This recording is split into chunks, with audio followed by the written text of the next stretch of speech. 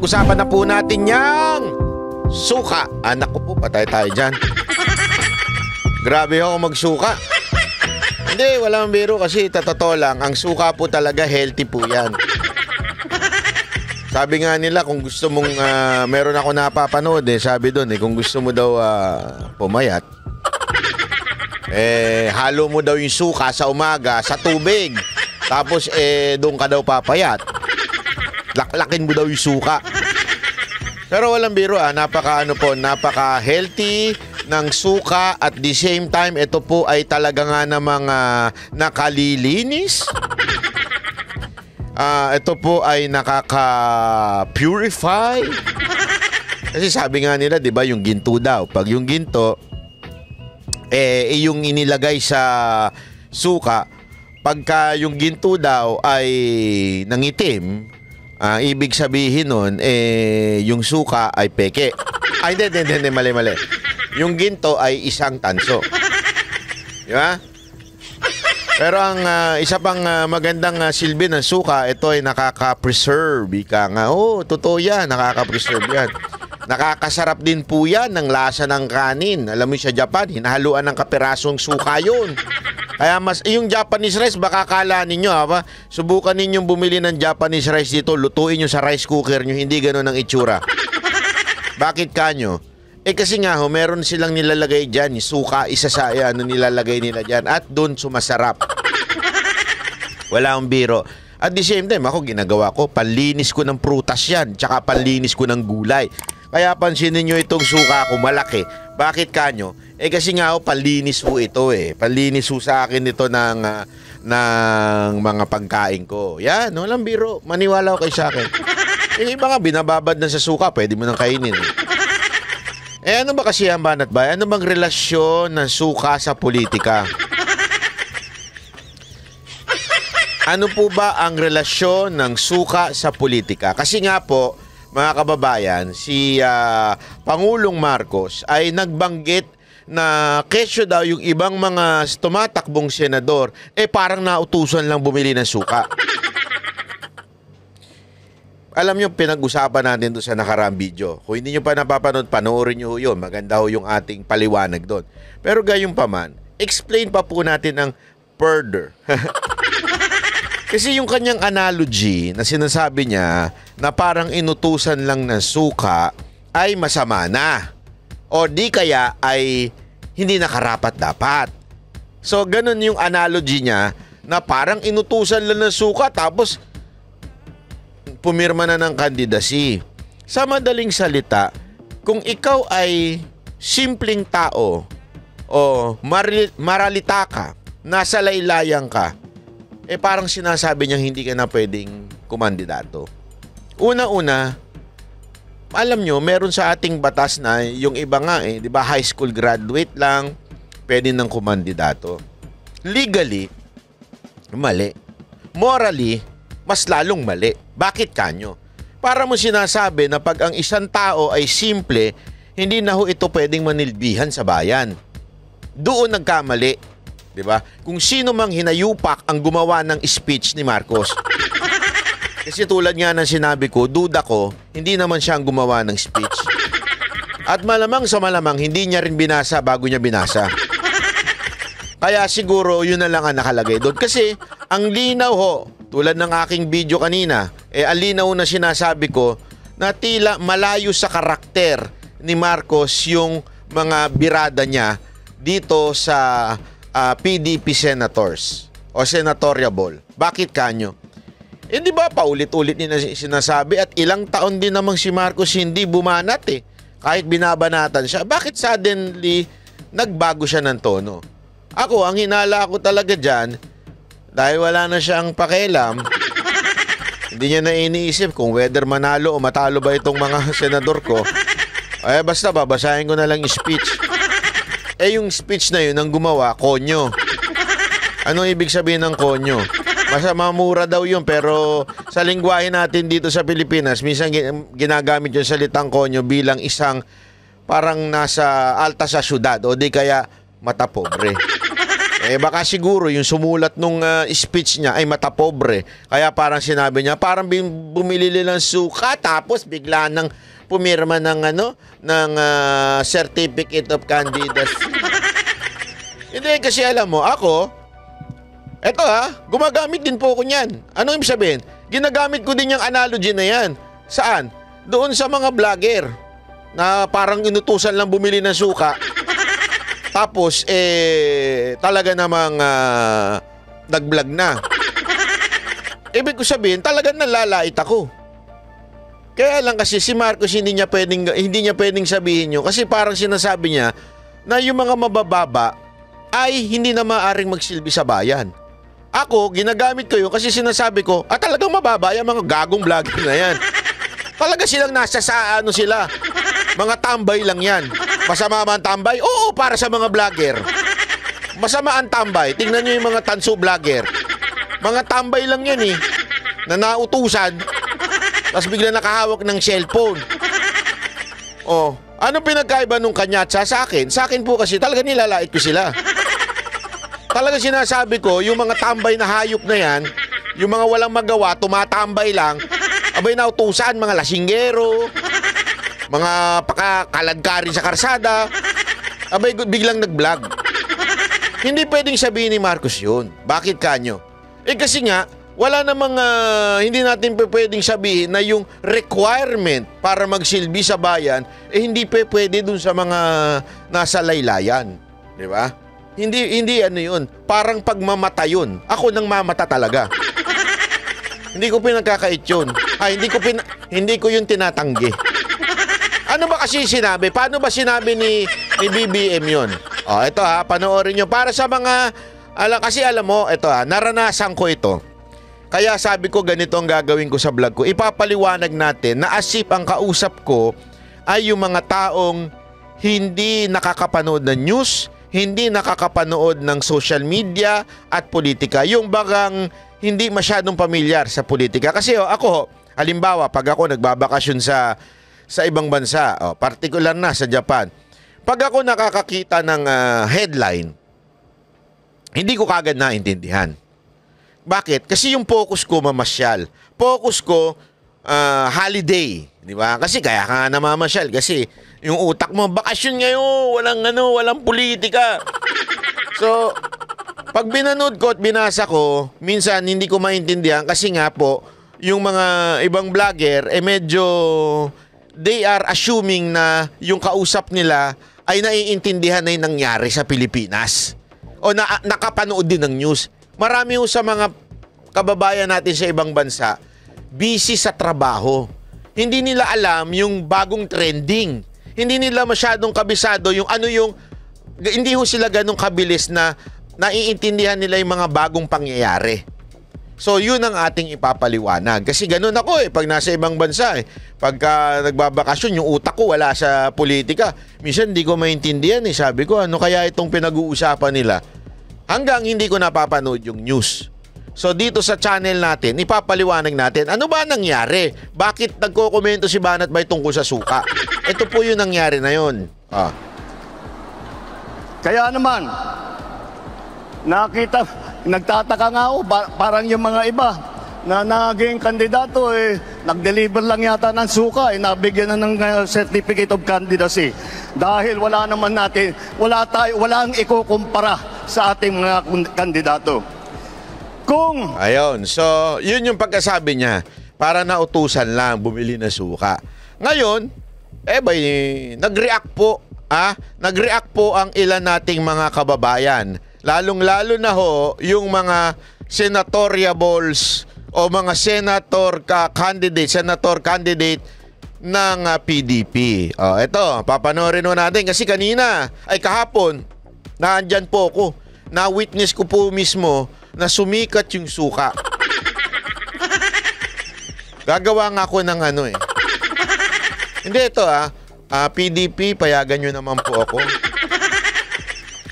Hindi ko sige, wag na nga lang PDP. Kasi gusto kong gumawa ng suka at palitan ng tatak, PDP suka. Wag na lang. Siguro magandang title na lang is Banateros Suka. Malay nyo, bumili kami ng suka at maisipan ng iba kong mga kasamang tumakbo. Hindi. Yung iba ko kasama. Ako, hindi po ako tatakbo talaga. Isinusumpa ko yan. Ito. Panoorin natin itong Yung, ayan. Kung nung araw ng Martes ang administrasyon, ngayong araw naman ng Huwebes, umarangkada ang kick-off campaign ng mga pambatong kandidato ni dating Pangulong Rodrigo Duterte. Magic 9 o 9 na kandidato ang bubuo sa Partido Demokratiko Pilipino Lakas ng Bayan o yan po ang PDP Laban na mula sa mga kilalang kaalyado ng dating administrasyon. Ayon sa partido, gaya ng ginawa ni dating Pangulong Duterte, tapang at malasakit ang magiging brand of governance na isinusulong ng Magic 9. Para sa detalye, kunin natin ang balita live kay Mean Corvera. Mean, sino yung Magic 9? Ang sabi ko po sa kanila, paglaban sa illegal na droga. Pag reporter talaga, kailangan meron yung Attorney Topacio, ano nangyari? there is this criticism of the complaints that you filed before the Office of the Ano ba yung nagpe-play na yan? Kakagulat naman kayo. Mamaya may mag-play na iba dyan, ha? Delicate yan! Anyway, ito. Ito. Tuloy natin, ha? Ito. May yung sabi ko nga, yung mga reporter minsan meron talagang ending. Ito na magre-report! Banat ba yun? Nang-aano ka naman. At sa talamak na korupsyon sa pamahalaan. Yan ay ilan lamang sa mga inilatag na plataforma ng mga kandidato ng PDP Laban na pawang mga kaalyado ni dating Pangulong Rodrigo Duterte. Umarangkada na rin ang unang araw ng kampanya ng partido ni dating Pangulong Rodrigo. Grabe yung titikas talaga ng mga taga-kingdom, oh. May dala-dala talagang 53. Nakakatuwa talaga ito mga taga-KOJC. Aside from press na press po yung mga taga-KOJC. Hindi, pag nakikita mo yung kanilang countenance, yung kanilang aura, ika nga, fresh na fresh. Aside from magaganda talaga yung mga magaganda at mga gwapo yung mga tao doon. Pero yung hindi, yung pagiging fresh na fresh sila, nakakatuwa sila. Rodrigo Duterte na Partido Demokratiko Pilipino, Lakas ng Bayan o PDP Laban sa Club Pilipino sa Green Hills, San Juan. Magic 9 o 9 na kandidato ang ipinoproklama ng partido. Magic 9, no? So may kulang pang 3. Sige nga, magtatanong lang ako sa inyo, mga kababa. Ito, it's just a napapaisip lang. Sino pa yung 3 idadagdag ninyong boboto ninyo? Sige nga po mga kababayan, i-comment nyo nga dyan sa baba, sino pa yung 3 idadagdag ninyong kandidato? Ako kasi meron na ako pero eventually sasabihin ko rin sa inyo, pero ngayon, itatago ko muna kung sino yung 3 na yun.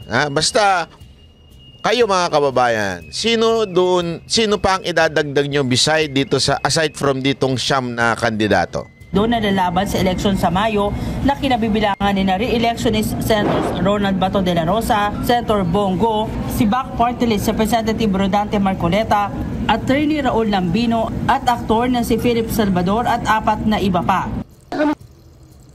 Si Bac Party List ba? Parang mali yung dinig ko Si Bac Party List, di ba?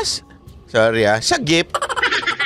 Bongo, si Bac Party List Representative Rodante Marcoleta, Attorney Raul Uy, net 25.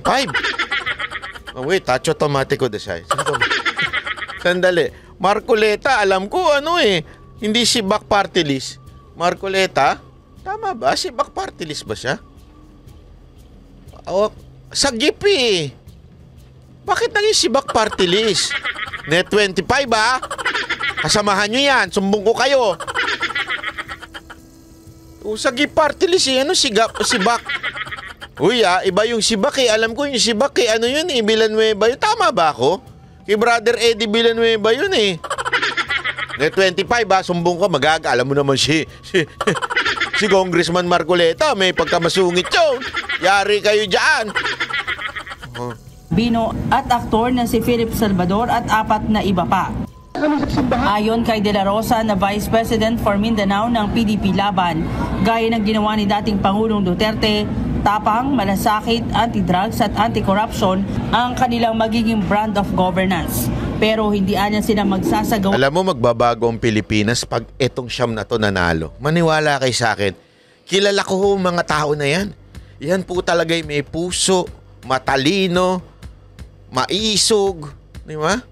Pag ito inilagay mo sa Senado, ang sarap tingnan ng gobyerno kahit ganun yung ating presidente. Totoo. Ng malaki ang mga rally gaya ng ginagawa ng mga kandidato ng administrasyon sa lifestyle tokhang o bahay-bahay ang gagawing pangangampanya. Ang lamang namin, matitino kami na tao. Matitino kami at kami magtatrabaho sa puso. Galing sa puso yung aming trabaho. At wala kaming iniisip na bulsa. Wala kaming iniisip na bulsa. Hindi namin kaya ang tapatan yung kanilang mga activities, no, dahil wala kaming resources. Wala kaming resources. Wala kaming makapag-counter dyan. We will do our own way of campaigning. Wala po kaming balak na i-counter yung kanila. Massive resources. They have all the resources. They have all the support. Kami, anong meron kami? Mangutang kami? Para pag manalo kami, bayaran namin yung Ako alam ko ang sikreto. Kung yung sinabi ko sa proclamation ni Kibuloy, PP, dinagdagan ko ng isa. PPP. Oo. Pangit pa rin pakinggan. Hindi. Kasi baka sabihin naman nila, ang bastos mo naman banat ba, PP. Hindi, PP. Puso at panalangin. Yun ang PP. Malinaw po yun. Pero dinagdagan ko na lang ng P, isa pa, para naman po mas magandang pakinggan. PPP. Puso, prayer, and people. Diba? Puso, panalangin, at people. Yan ang paraan para manalo ang lahat ng kandidato dyan sa PDP na yan. Puso, kailangan may puso tayo. Yung kaya tayo ma-attend. Kanina, napansin ko yan eh. Napansin ko yan, kahapon pala, napansin ko yan. Nung nandun ako, pag nagsasalita yung mga senador, minsan may mapapahirit na bakak! Mga ganun-ganun. May humihirit ng bakak! Parang may mga uwak eh. May mga side comment. Hindi alam mo kung bakit. Sabi ko nga nagsaside comment to mga to kasi may puso. Galing talaga sa kalooban nila. Yung galit baga sa gobyernong ito, lumalabas. Puso. Nandun yung puso. Hindi katulad dun sa kabila. Ayuda. Kita mo si Andrew Favorite ko pa naman na rapper yun. Hindi, magaling po yung rapper na yun. Idol ko talaga yun. At saka pagdating sa performance, hangang-hanga ako sa mama na yun. Pero bakit ganun yung tao? Hindi kasalanan ni Andrew yun. Magaling si Andrew. Hindi ibig sabihin bumagsak yung popularity ni Andrew. Hindi babagsak ang popularity ni Andrew Sikat ho yan. At wag niyong sabihin na, hindi, mas ni si Banat ba? Hindi ho totoo yun. Katarantaduhan po yun. Pasensya na. Alam mo kung bakit? The difference is not mas magaling ako kay Andrew That's not true. I know that. It's not true. It is because yung puso ng mga taong umattend. Iba ang puso ng mga taga kay OJC. Matindi ang puso nila. Iba ang supporter ng mga Duterte. Puso, meron sila. Yan ang wala doon sa kabila. Sa kabila, i-require ka lang ng barangay.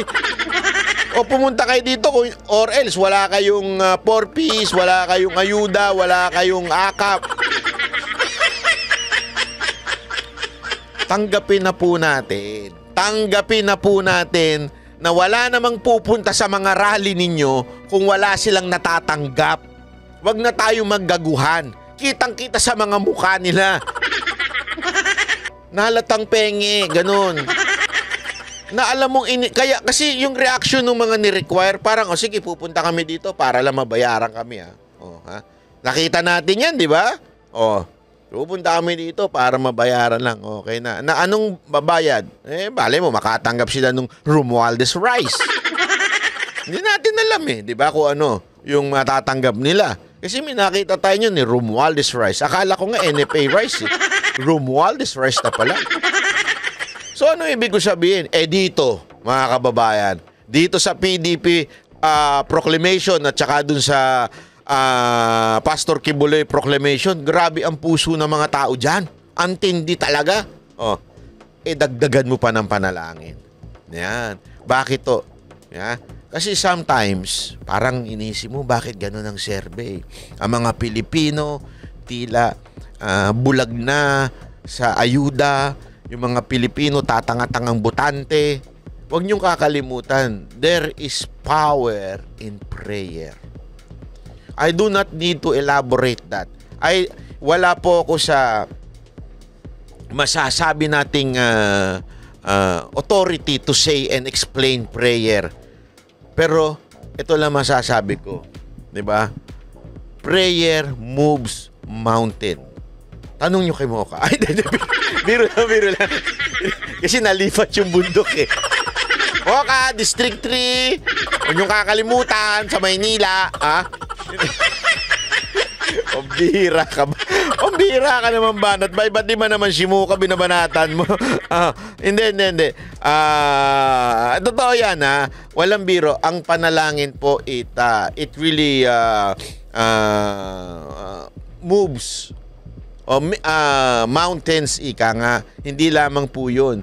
Alam mo yun, make the impossible possible. Kaya nga 'di ba sabi ng Panginoon, sa Panginoon walang imposible. Sa inyo, sa tao, minsan hindi natin maunawaan. Kaya nga merong bersikulong trust, 'di ba? Trust in the Lord with all of your heart, 'di ba? Lean not on your own understanding. Hindi mo maintindihan 'yan Hindi mo maunawaan paano mangyayari. Basta do your thing, campaign hard and trust the Lord. Let Him do the rest. If your motive is right, if you are really called to serve, He will make it happen. Eto pa, sabi dito, Matthew 17:20. In this verse, Jesus tells His disciples that if they have the faith the size of a mustard seed, they can command a mountain to move. Alam nyo ba yung gaano kaliit yung mustard seed na yun? Maliit po yun. Di ba Pero it can move mountain. So what do I mean? Kaya nga napaka-importante rin po, mga kababayan, na tayo po ay sinama po ng PDP ang Pastor Kibuloy. Merong mananalangin para sa Actually kanina, kahapon, may namit akong 2 pastor. Hindi yung pastor ng KOJC Sabi sa akin, Banat Bay, lagi kami nanonood sa iyo. Napahiya tuloy ako. Pastor kami. Sabi ko tuloy. Tawarin niyo po sa bunganga kong madumi Pasensya na, huwag kayo nagagalit Pero alam mo, sabi niya, ingat ka lagi we are always praying for you. Alam mo, isa lang sinabi ko, Pastor, I need that. I really need that. For my protection and for everything. Kasi ako, I do not consider myself na matalino or whatsoever. Ako nakakakuha lang ng ako ng lagi ko nga sinasabi sa Lord, Lord, give me knowledge and wisdom so that I could explain to your people what is really happening in our country. Ako naniniwala galing po yun sa Diyos. Ano yung ibig ko lamang po sabihin? Dito napaka-imposibleng manalo. Bakit? Kanyo? May makinarya na kanila. Ano ibig sabihin ng makinarya? Kasi ganito yan sa ground Sa ground, talaga yung mga tao, mga kapitan, mga kagawad, sip-sip yan sa nakaupong kapangyarihan o nakaupong gobyerno. Bakit? Delikado sila pag hindi sila nag-deliver ng boto, hindi sila nakakatanggap ng tulong. Ganyan sila. Ganyan po, lalong-lalo na itong gobyernong to. Nung panahon lang ni Pangulong Duterte, walang ganun eh. Di ba? Ano ang isa sa pinakamagandang nagawa ng panahon ni Pangulong Duterte? Ang Bicol Airport. San Sileni, Bicol. Yet, pinaganda niya yun. Walang ganun kay Pangulong Duterte. Mas pinaganda niya pa nga yun kaysa sa Davao. Bumalik kayo sa Davao. Makikita ninyo, luma pa rin yung airport. Pero malinis, maganda. Okay? Pero luma, ibig sabihin, before naging mayor si PRRD, ganun na yung airport. Before maging presidente, ganun na yung airport. Hanggang ngayon, ganun pa rin. Hindi na lumawak. Nilinis lang, malinis lang. Ibig sabihin, kung ano na, ayaw niya kasi, nauunahin yung lugar niya, bilang presidente. Pero kung iisipin mo, mas marami pang pumupuntang foreigner sa Davao dahil nga nung naging presidente siya. Pero hindi niya pinaganda hindi niya pinalawak. Bakit? Ayaw niyang may masabi ang mga tao. Inuna niya yung kalaban niya. Ngayon, hindi ganun. Ngayon, ang makinarya, kakaiba. Pag hindi ka kaalyado, yung iba nga, kinakasuhan pa eh. Pag papayagan mo ang rally, sususpend ka namin. Diba yan nangyari kay Mayor Rama? Nung pinayagan niya yung maisog rally sa Cebu, sinuspend. Ganyan kagago ang gobyerno to. Sabi ko nga sa inyo eh. Eto nga yung ginawa kay Pastor Kibuloy. Alam nyo ho ba? Di ba naka-hospital arrest po si Pastor Kibuloy? After ng proclamation rally. Kahit may sakit pa po, nakaswero pa ho si Pastor nakaswero siya. Kasi nga may sakit po siya eh. Matanda na po kasi. Alam nyo, mukha lang bata si Pastor. Mukhang kasi nga nagbabasketball at saka healthy living si Pastor eh. Ang kinakain niya, talagang, yung, hindi ito yung, basta makakain na parang si Dada at saka si Jay Guevara, parang walang kinabukasan kumain. Hindi ganun. Talagang lang pili. At alam niyo yung pinakamahigit na maganda sa pagkain ni Pastor? Nung nakita ko, kung ano yung nasa Prayer Mountain at saka sa Glory Mountain, ibig sabihin organic. Di ba? Ibig sabihin, hindi po walang preservative, talagang fresh na fresh. Kaya naman din yung itsura niya, hindi mukhang matanda. Pero 70 plus na ho si Pastor. Pero gayon pa man yung itsura niya. Pero syempre, sabi nga nila, kahit anong itsura mo, hindi mo may iwasang tatanda. Yung, sabi nga nung doktor niya sa kanya, tawag dito, yung kanyang katawan, yung kanyang mga organs ay matanda na. So, syempre, mabilis na magkasakit. Kaya nagka-pneumonia. At matindi yung pneumonia niya, kaya siya na-ospital. Pero after the proclamation, successful. Very, very, very, very, very successful. Nationwide. The only senatoriable candidate na nakagawa ng nationwide proclamation ng mag-iisa. Mantakin mo yun. Mag-isa lang, pero nagawa. After that success. Nakita ko lang sa news kanina habang binalik sa bilangguan sa Pasig City Jail si Pastor Kibuloy. Nakakasad, sabi ko nga. Napakagago nitong gobyerno ito. Tapos, kahit nakaswero siya habang binalik doon. Ganun nung kagago talaga.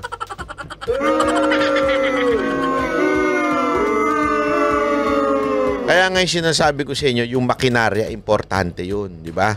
Kaya kahit mukhang imposible, panalangin ang kailangan natin. Pangatlo, aside from panalangin, una, puso, panalangin. Pangatlo, people. Yan.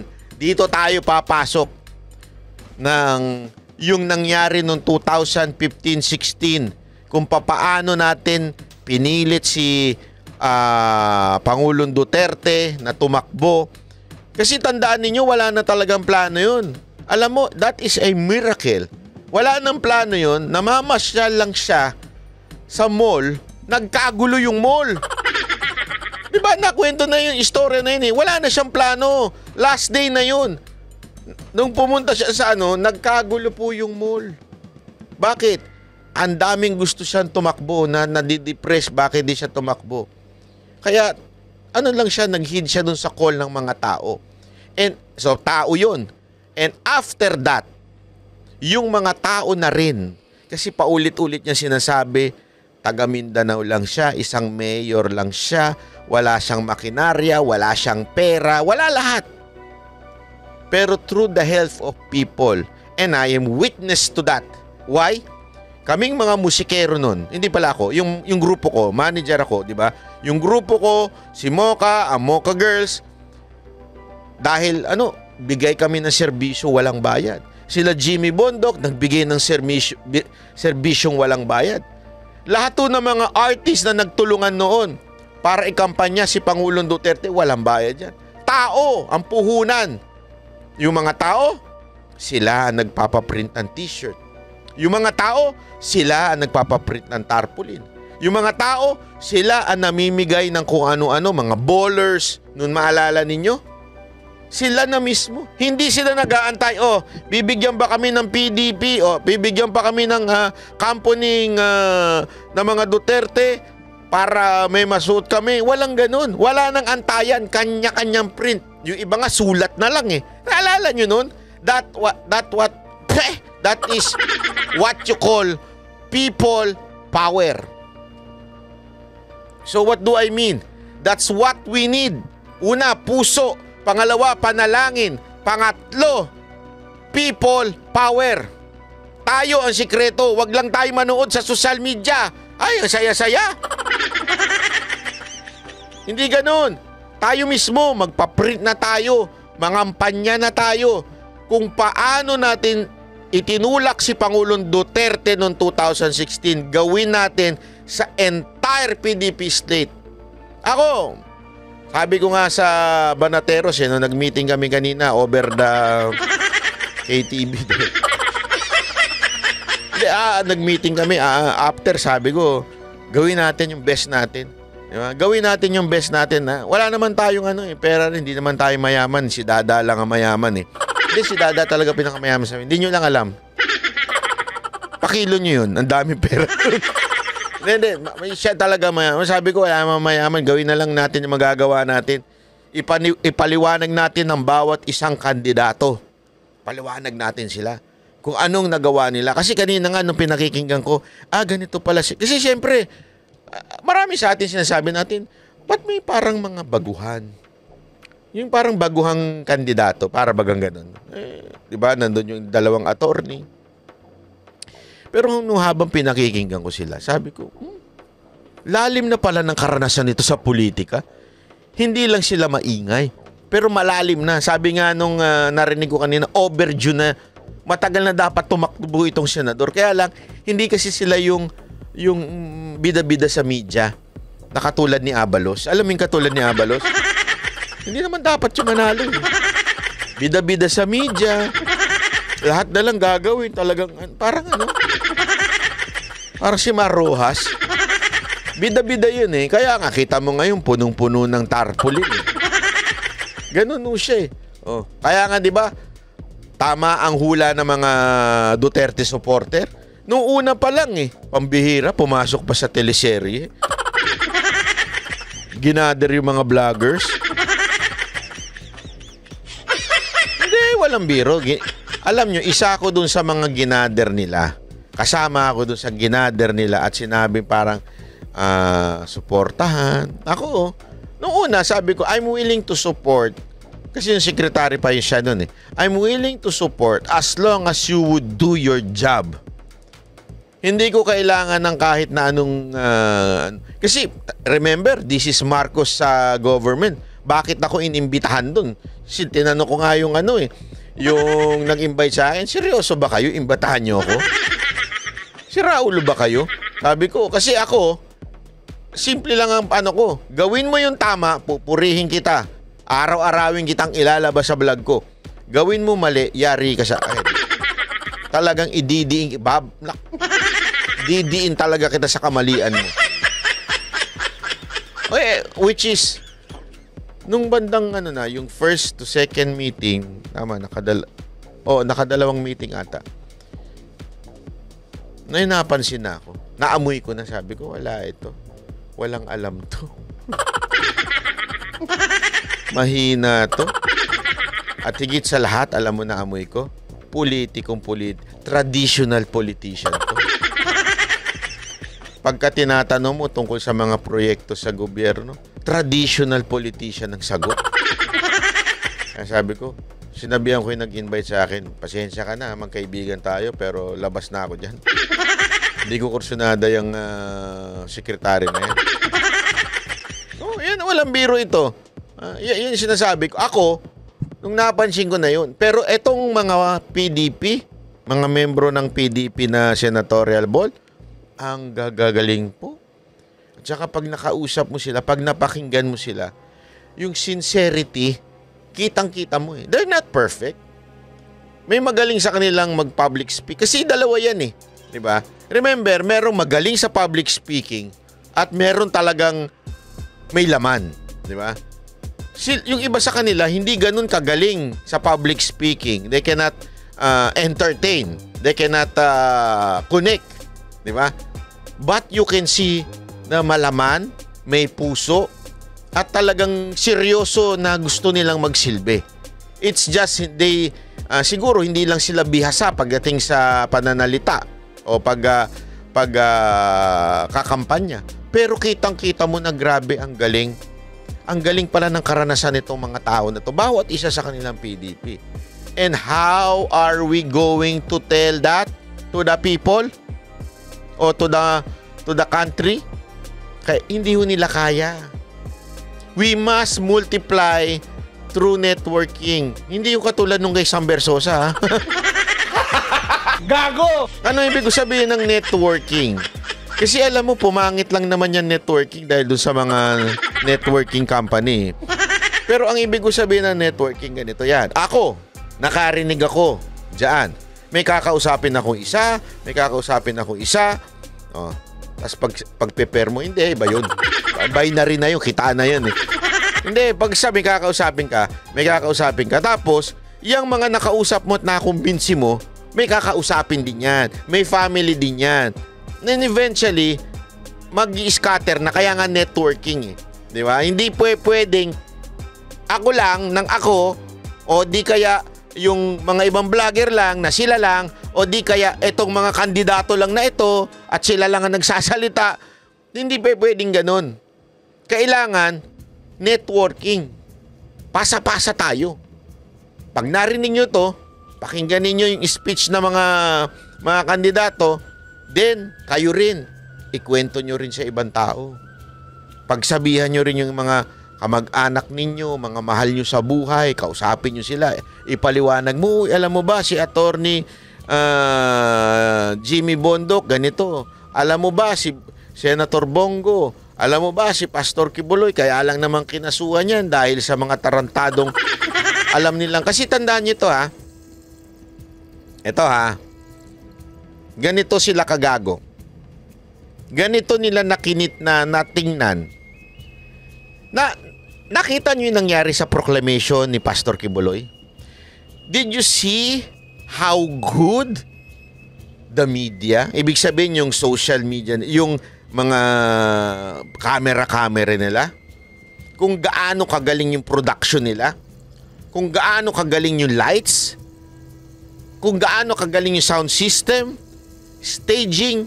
In other words, people of the earth, they are capable in having massive rally. Kaya nila yan. They did that many times sa kanilang church, sa Maisog. Sila ang nagsimula nun eh. This time sa proclamation ni Pastor Kibuloy. And now, as far as I heard, tutulong sila dito sa PDP. Mag-go all out sila sa PDP. Now, in connection with that, kaya pala, inipit si Pastor Kibuloy, kinasuan ng kinasuan, kasi akala nila, hindi makakagalaw, hindi gaganahan ang KOJC o yung grupo ni Kibuloy na tumulong sa PDP. Kasi kita nyo, Pagkatapos ng proclamation, it was so successful. Mismo si Malu Tequia nagsabi, etong kandidato lang nito nakagawa ng ganitong massive rally. Ganong katindi, malupit. Tapos biglang ikinulong uli, ibinalik doon sa pinahirapan. Kasi maybe ang isip nila, ganun ha. Tutulong pala kayo sa PDP. Pahihirapan ka namin. Ang hindi nila alam, na habang inuusig mo si Pastor Kibuloy, lalo siyang lumalakas. Habang inuusig mo siya, lalong yung mga followers niya, lalong tumitindi ang apoy. Lalong nagkakapuso, lalong ginaganahan, nagagalit. Kaya lalo silang magtatrabaho. Ayan ang kasi akala nila Pag ginipit nila si Pastor Kibuloy, mawawala na ng gana. Dito mo mapapatunayan that Pastor Kibuloy is a good leader. You know why? The church or the group is capable even if their leader is not there. Why? Yan ang tinatawag na na-designate niya na yung mga trabaho. Gagalaw na yung grupo kahit wala siya. Kaya nilang gumalaw. Ganun kagaling ang kanyang administrative skills.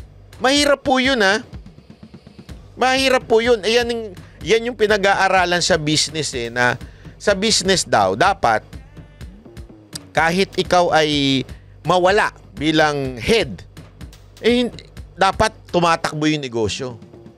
Pangalawa, hindi pa pwedeng ikaw lahat ang gagawa. Dapat matuto ka na mag-designate, matuto kang sa tao na kailangan tumatakbo yan kahit natutulog ka. Yan daw ang basihan ng isang magaling na leader. Oo, alam nyo kung bakit? Kasi dyan ako nang mahina noong panahon nung una kong buhay. I mean, hindi pala unang buhay. Unang mga chapter ng life ko nung meron akong grupo. Ako lahat. As in, tinrabaho ko lahat. Ako. Ganun.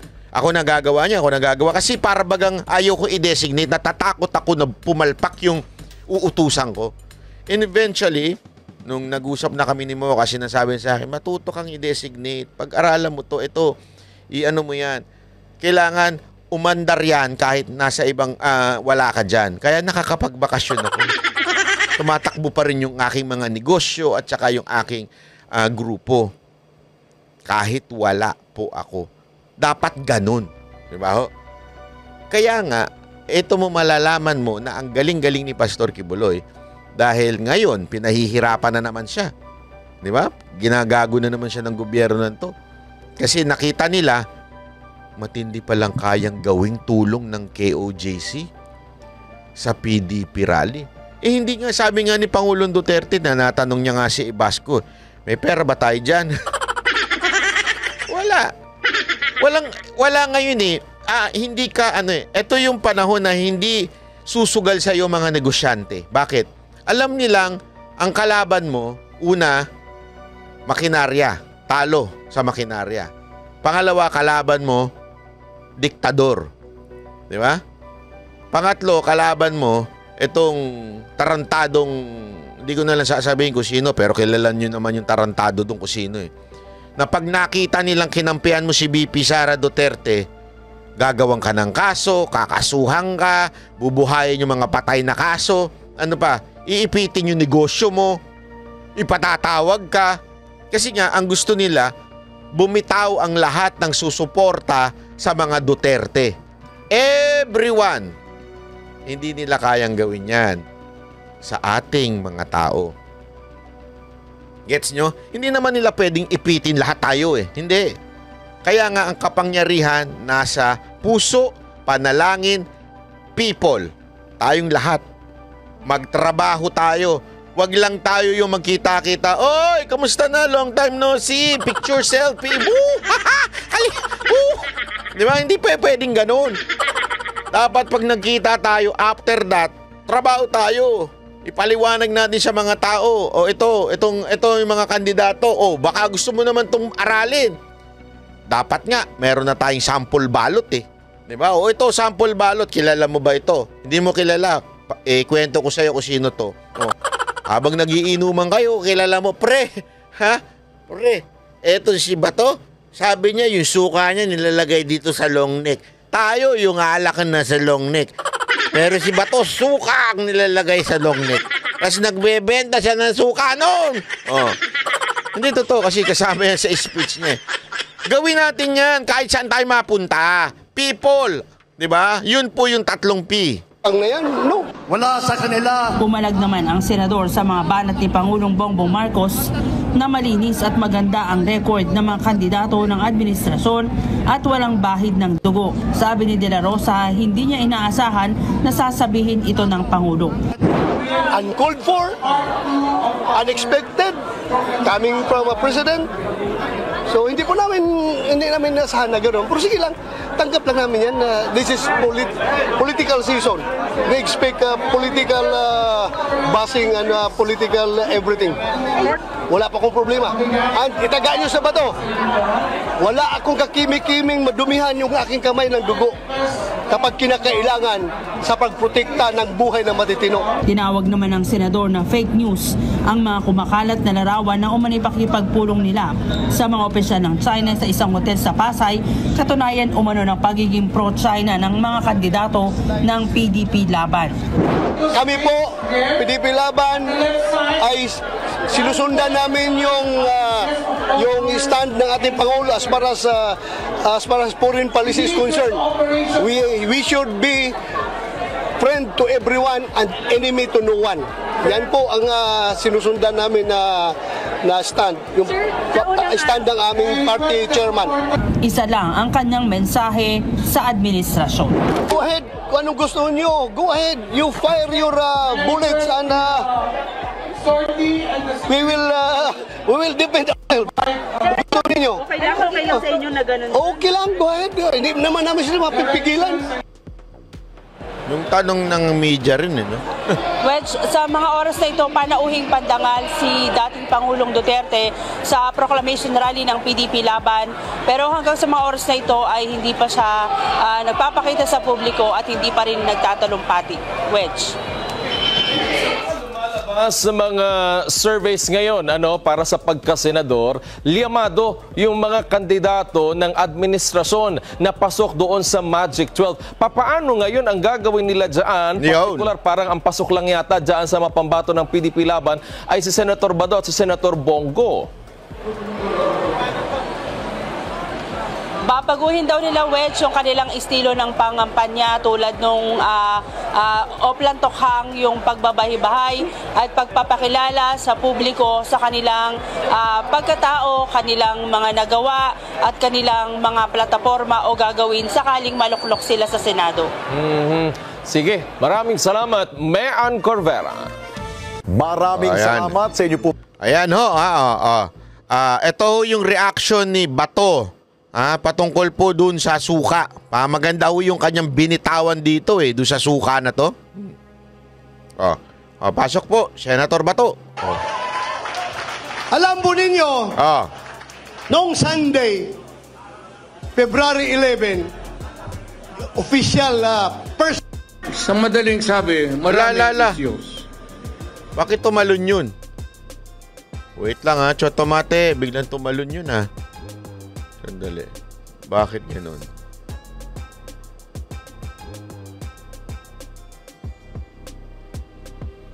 Ginawa, kundi puro patira ng tira sa atin. Hindi po bawal mangarap ang isang kaming lahat ay ang daing kung na mga mahirap. Sorry. Noong Sunday, Yan. February 11, Okay. official first day of the campaign period. Wala po tayong ginawa. Pinauna natin yung kabila. Sige, mag-proclaim kayo dyan. Kami, mga dihado kami, dito lang kami mamaya after 2 days. Today, 13 kami mag-proclamation. Hinayaan natin sila. Ang ginawa namin ni Atty. Jimmy Bundok, pumunta kami sa simbahan. sa Lourdes Church dito sa Quezon City. Kami po'y nagsimba doon kasi we believe na bago ka sasabak sa napaka-importanting bagay, kagaya nung kami mga sundalo pa, bago kami mag-jump off, aakyat sa bundok para makipaggira sa mga NPA, ginagather ko yung mga tao ko. Kami lahat nagdadasal, Lord, sana 50 kami na aalis. Sana 50 rin kami makakabalik dito sa aming kampo. Yan ang palagi naming dasal. Na sana, Lord, bigyan mo kami ng lakas, presence of mind, para hindi kami matalo sa gira na ito. Kahit na ilang libong NPA yan, talagang uupakan namin yan, hindi kami atras. Basta nandiyan ka lang, Lord, huwag mo kaming iwan. Yun po ang dasal namin. Kaya, February 11 was a very special date for us. Kaya kami ni Atty. Jamie Bundok, we decided to go to church. Nagsimba kami at humingi ng blessing kay Lord. Na sana, Lord, yung aming campaign period, kaming lahat ng team PDP Laban, team PDP Laban Plus, kasama yung aming mga adopted members ng aming partido, sana po bigyan mo kami ng lakas, bigyan mo kami ng magandang kalusugan para matapos namin yung aming kampanya. So, despite of that, sila'y nauna, wala nang ginawa, kundi puro patira ng tira sa atin. Wala na. Kaming tahimik kami. We were giving you the moment. Sa inyo na yung February 11 at sa amin ang February 13. You have the moment. Pero bakit tayo tinitira? Hindi ko rin alam eh. Ibang sabihin, takot sila sa atin? Ayun! Isang na indicator dyan. Kasi kung insignificant opposition tayo, bakit ko pakialaman kung sino-sino yan sila? Bahala kayo dyan, mga insignificant kayo.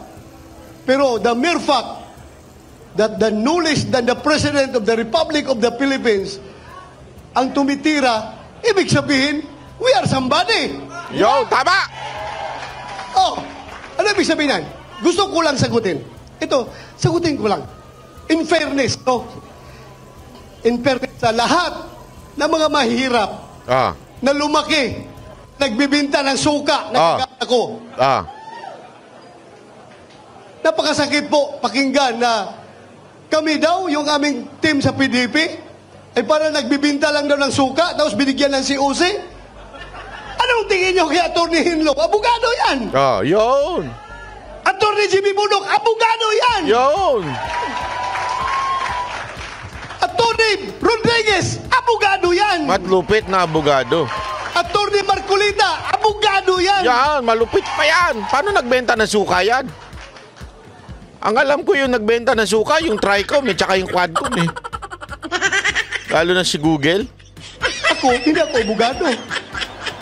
Pero, PNP chief ka. Naging general ka. muna abogado.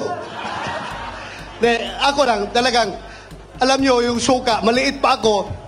Yung lolo ko po, Mananggite. Alam nyo yung Mananggite? Yung umaakyat sa puno ng niyog para...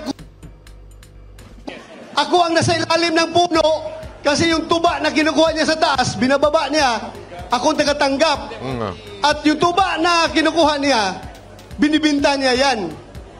Kapag hindi na binta ang tuba, kinabukasan, bahal na yan. Nako. Ano ibig sabihin ng bahal? Hindi na presko. Bahal na, medyo mapakla na yung tuba. Pagkapangatlong araw, mas lalong mapakla, bahal pa rin ang tawag namin yan. Nako. Pero after the third day, hanggang ay nagiging suka. At yung suka na yan, hindi niya kinikwinta ng lolo ko. Ang kanya tuba lang. Pag nabinta ang tuba, sa kanya yung pera. Pero yung suka, sobra na, ako na magbibinta niyan. So, income ko na yun. Pambaon ko pag-eskwela. Nilalagay namin sa butilya ng bote ng long neck. Alam niyo yung long neck? Lapad, at saka yung lapad, yung tanduay. lagay namin yan, di-display ko sa labas ng bahay namin para mabili ng mga kapitbahay na dumadaan. Kaya, huwag nating maliitin yung mga nagtitinda dati ng suka. Yan. Dahil hindi po masarap, hindi po bawal mangarap ang isang nagtitinda ng suka na magiging senador. Yon, tama yon. Ako'y nagtitinda ng suka, pero nakapag-masteral degree ako. Ayun. Nakapag-doctor of philosophy. Naku, grabe naman yun. Naging chief PNP pa ako. Ay, sus, Ginoo. At ngayon, naging senador pa. Naku po, mas malupit. Kaya sa lahat ng nagtitinda ng suka dyan, malaki ang tsansa nyo na magiging senador. Ayaw, palakpakan! Hindi kasi, ito mga tao na lumaki sa layaw, yung hindi kumakain ng pagkain ng mahirap, baliwala sa kanila suka. Oo nga eh. Pero sa ating mga mahirap, very essential ang suka sa ating kusina. Correct. Dahil hindi masarap ang tuyo, hindi masarap ang bulad, hindi masarap ang daing kung walang suka. Yun. Kaya, sige lang. Sige. Tawag. Team Suka, basta importante, kami ang nagpapasarap sa ulam ng mga taong mahihirap. Di ba? Kasi kung walang suka, hindi masarap yung daing, yung tuyo. Yon. Malun na ang presyo ay tag 50 pesos, hindi 20 pesos, ha? Ayun. Hindi 20 pesos ang kilo ng bigas. 50 pesos to 58 pesos. Minsan naabot pa ng 60 pesos. Kami po ang tumutulong na malunok ng ordinaryong tao yung kanin na mahal dahil sa suka na sinasawsaw yung bulad. So okay lang, tawagin nyo kaming Team Suka, no problem. Yan, so yan ang tawag natin sa kanila. Ba't mo pinost dyan, Banat Bay? Wala lang, bakit ba? Team Suka. Tawagin natin ng itong PDP Duterte Alliance as Team Suka. At yung alyansa ng mga mandarambong. Alyansa ng ano yun? Bagong lipunan ba yun? Hindi ko alam, nakalimutan ko na. Bagong Pilipinas. Yun, alyansa na yun, tawagin nating Team Sinusuka. Sinusuka na ng taong bayan, ayaw pa umalis. Diba? So, saan kayo? Sa Team Suka o doon sa Team Sinusuka? Basta kami ang suka sa buhay ninyo. Yun. Eto naman, papanoorin naman natin kay... Ay, bakit napunta dito? Kamali yun. Bigas! Attorney Topacio, there is... Bakit napunta? Bigas! Kay Marcoleta naman tayo. Maganda rin yung sinabi ni Marcoleta at saka ni Rodriguez tungkol dyan sa suka Mandatory drug testing. Ako, drug testing ng IX. Babantayan natin taon-taon. Ang issue po natin ngayon ay ang maanumalyang 2025 150. Sara Duterte para ating maging pangalawang Pangulo. Huwag nating hayaang nakawin ng iilang elitistang mambabatas ang pangalawang Pangulo mula kay Inday Sara Duterte.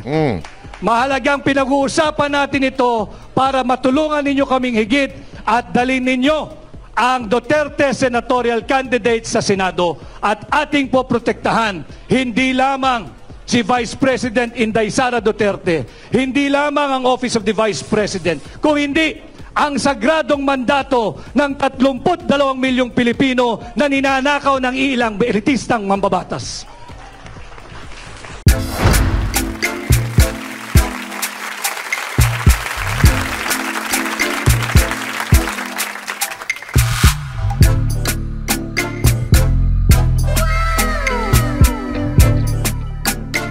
The next performance will start momentarily.